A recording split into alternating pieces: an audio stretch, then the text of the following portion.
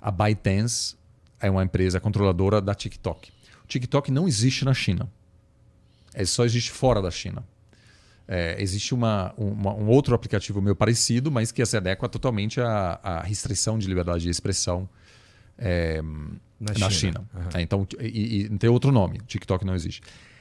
Então, se você tem uma rede agora, e vamos supor que daqui a 10 anos é a rede social dominante, essa rede pode coletar informações que nem o FBI consegue coletar sobre a sua própria população. Isso não quer dizer que o Facebook ou outras empresas agem de maneira responsável em relação a esses dados. Mas, basicamente, eu não estou defendendo essa decisão. Eu acho inevitável no sentido histórico, vai acontecer de qualquer jeito. Mas não acho particularmente inteligente agora. É mais uma questão também eleitoral, porque o único consenso entre os republicanos e democratas é sua postura anti-China. É o único lugar de consenso hoje nos Estados Unidos. Todo mundo odeia a China e há uma competição de quem é mais anti-China. E quem não é anti-China é comunista. Entendeu? Polarização total. É igual esse lance de Israel. Uhum. Você não concorda com Lula, então você é sionista. Pô, entendeu? Assim, então, assim, não tem como ser contra...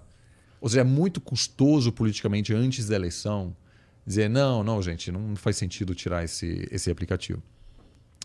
Mas então, basicamente, os Estados Unidos dizem, olha, é perigoso a gente ter uma rede social que, teoricamente, pode ser obrigada pelo governo comunista a passar informações, né, no meio do nosso país, que o TikTok tá super consolidado, vai crescer muito. Simplesmente é uma droga que vicia muito mais do que o Facebook, essas coisas. E nenhuma empresa hoje consegue desafiar mesmo o TikTok no mercado americano.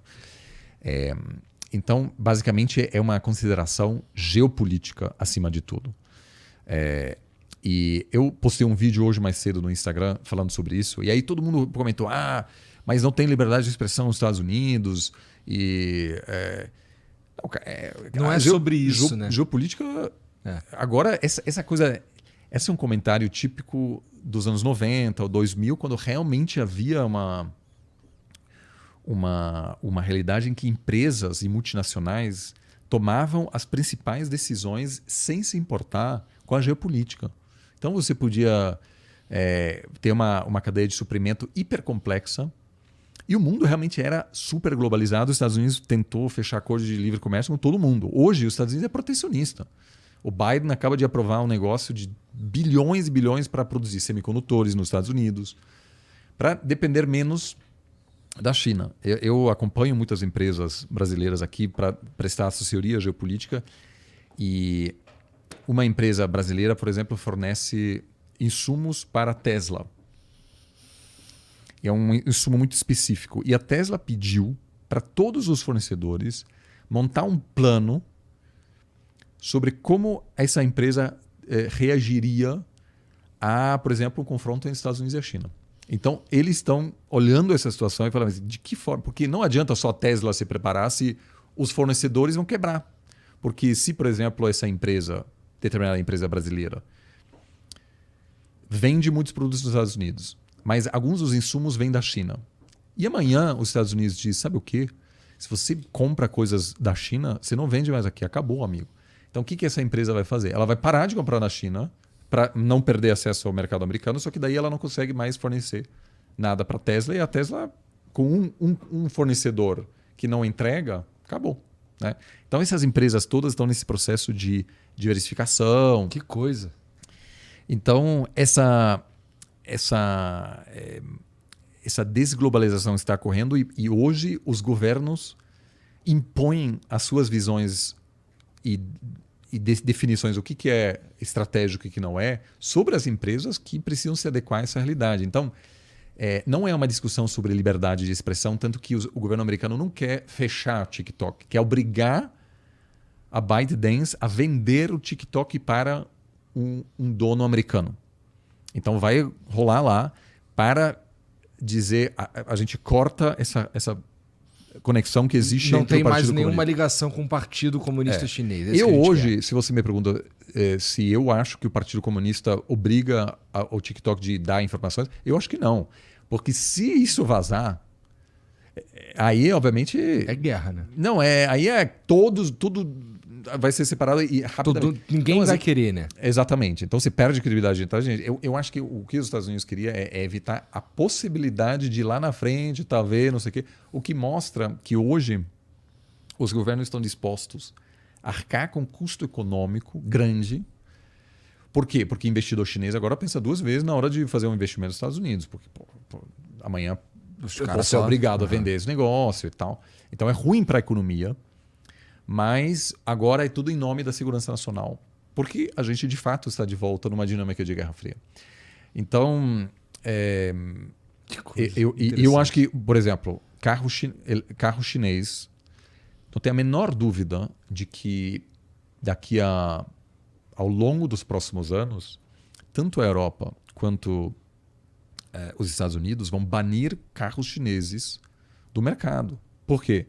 Porque um carro chinês que vão ser carros autônomos, não é só um carro, é um negócio que coleta informação, mais do que... Né, não é sobre o carro em si, é sobre questão de segurança.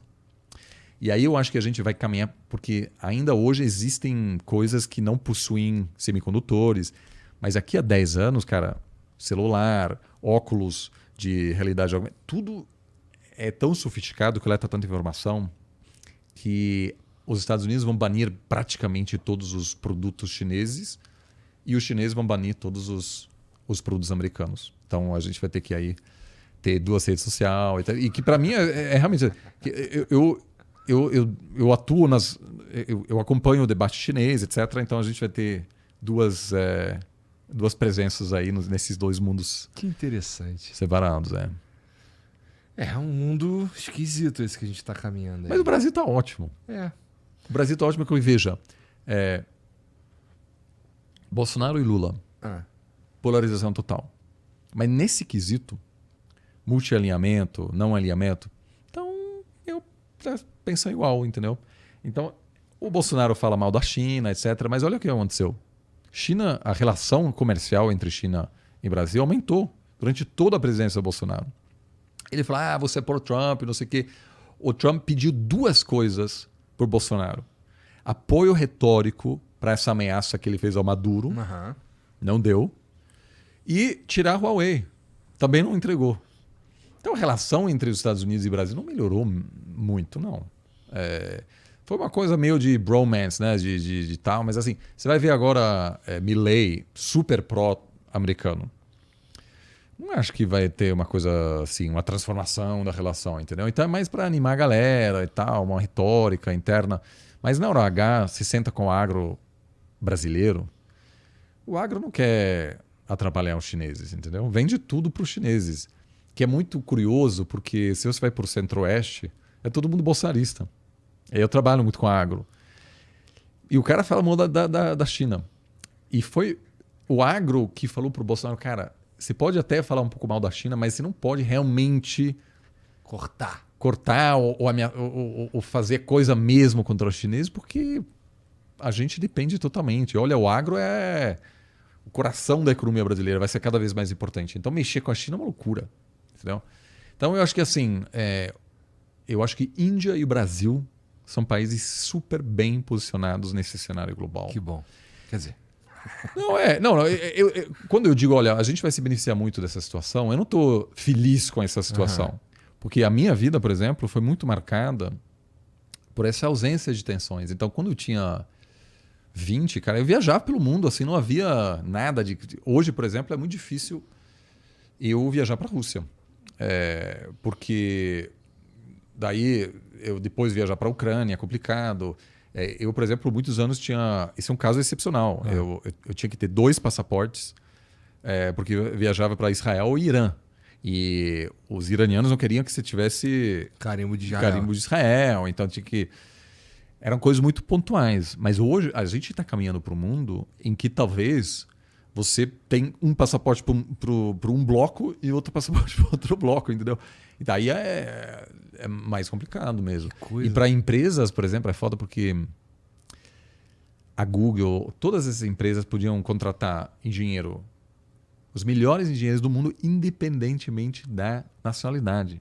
Isso foi a realidade das últimas décadas, entendeu? Que não é Então, mais. o melhor cara é russo Aham. e o outro cara lá é americano, chinês, ucraniano, não sei o quê. Eu vou juntar todo mundo e a gente vai desenvolver um super produto.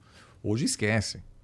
Tanto que os Estados Unidos criou agora uma regra de que se você tem cidadania chinesa e americana e você trabalha na área de semicondutores de última geração, você perde a sua cidadania americana e seu green card americano. Então, as empresas chinesas perderam um monte de quadro porque os caras não queriam abrir mão do green card. Né? Então, assim, a gente está vendo aí uma separação que é muito preocupante. E aí vem a questão de um conflito lá na frente que aí essas relações sociais, né, do russo e do americano que se fizeram amizade na bebedeira, esses pontos de encontro, eles só vão existir onde? Na Índia, no Brasil. Porque na Índia, nesse hotel onde aconteceu essa conferência, tinha americano falando com russo, né? Meio que nos bastidores e tal, que não dá para fazer nos Estados Unidos. Tanto que tinha americano de esquerda e de direita que publicamente não podem dialogar, que aproveitaram dessa conferência para... Que coisa. É. O mundo tá esquisito mesmo. Mas enfim...